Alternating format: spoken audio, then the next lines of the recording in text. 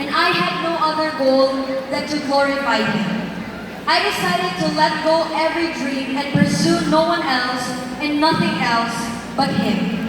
And then, I still remember clearly, it was night that time and my desk lamp was turned on as I was studying for the retention exam for incoming third-year accountancy students when God made the promise. He said that I will graduate as summa cum laude and valedictorian. That promise was great, but it was also overwhelming, especially sa mga panahon na napakahirap mag-aral. Courses became demanding, doubts arose, and the reality seemed to be far from the promise. Dumating sa point na iniiyak ko kay Lord kung totoo ba yung promise na yun o baka guni-guni ko lang. But I held on to that promise and looked forward to this day with one goal, and that is to deliver a speech that glorifies God. And as all of you witnessed today, God is faithful. And He has always been, not only in my life, but in yours as well. We may have different stories to tell, held different pains, cried over different things, but one thing is constant, and that is the unconditional love of God. It was Him who carried us throughout all and made all this possible. And it was in those days of doubts and question that I realized that we only need God. I have always worried about what would happen after graduation. What would happen after the applause died down and we would have to start living in the real world. We oftentimes hear na walang kwenta ang honors sa college pagdating sa totoong buhay. Natalo ng diskarte ang diploma, na kung wala kang backer ay mahihirapan ka. And like most of us, I also do not have connections or a strong family name that I could use as a kickstart in the real world. That's why I have always feared the future where I would have no one to back me. But God has proven time and time again na wala man tayong kakilalang malalaking tao o makapangyarihang apelido, makapangyarihan ang Diyos natin. He carried us throughout our years in this college, no matter how long it was. He provided, made way, and sustained us all throughout.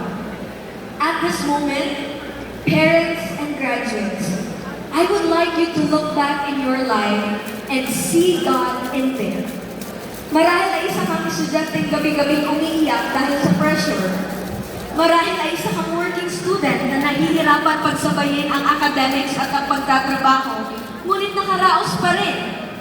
Marahil ay isa kang estudyanteng kinailangang huminto at some point, ngunit nagpatuloy pa rin. Marahil ay isa kang inang itinuloy ang pangarap na minsay naudlot. Marahil ay isa kang estudyanteng na-delay sa pag-graduate noon, ngunit nakapagtapos din sa wakas. O di kaya ay isang estudyanteng nagluluksa, ngunit pilit na nagpatuloy habang hawak ang alaala ng iyong mga mahal sa buhay.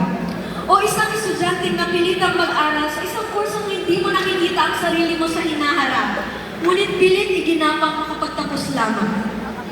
In those days, God was there. You might have felt lost, delayed, or denied, but you are exactly where God has meant you to be. Baka naman ay isa kang magulang na nagsikap maipagtapos ang iyong anak sa kabila ng hirap ng buhay. Isang magulang na nagsakripisyo ng tulog, dugo at pawis para lang dumating sa araw na ito. Isang magulang na nilunok ang pride para lang maipadala sa eskwela ang kanyang anak. God saw your burden, and in those days, God was there. Maybe you're someone who is afraid of the future like me. Someone who wonders, what happens next? Someone who plans to take the board exam and worries kung makakapasa ka ba o hindi. Someone who plans to go abroad pero hindi alam kung paano at saan kukuha ng pera. Someone na may malaking pangarap, ngunit hindi alam kung paano magsisimula. Huwag kang mag-alala because God will also be there. Because the same God that has brought you here will be the same God that will carry you forward. Ngayon ka pa ba magdududa kung ang katapatan ng Diyos ay danas mo na? And with that, I would like to take this moment to express my deepest gratitude to my anchor, my constant, to the one who brought me here, to the one who was with me from the start. You have carefully crafted our story, heard our prayers, and dried our tears. You who defended us against all sorts of enemies. You who saw the promise waiting, yet wept with us in the nights of doubts and question. Graduates, let's thank the Lord. Thank you, my Lord. This valedictory title is not an achievement I have received because I am deserving. This is not a story of my excellence, but rather the proof of the faithfulness of God and of His grace. Worthy are you, Lord, of all the honor and praise. I will never get tired of lifting your name in every platform and circumstance. I would also like to thank all the people that God used to influence my life by loving me, supporting me, and praying for me. My family, my loved ones, friends, classmates, churchmates. Thank you. I would also like to express my gratitude to my alma mater, CSU-CC, for all the opportunities, for the doors that you have opened for me, to the College of Business and Accountancy, and most importantly to the Accountancy Department, to my instructors, for all the lessons imparted, be it academic or life lessons. Thank you, all instructors of CSU-CC, for teaching us to be truly the hope of the future by showing through lessons and actions what accountability looks like, what excellence looks like, what competence, what service, and what uprightness looks like. Thank you for the lesson that goes beyond the classroom. To my fellow graduates, as we take a step towards our future, take this step carrying the core values of a CSU1, bearing the CSU name with competence, service, and uprightness. Remember to be anchored in purpose, leading futures, and empowering communities.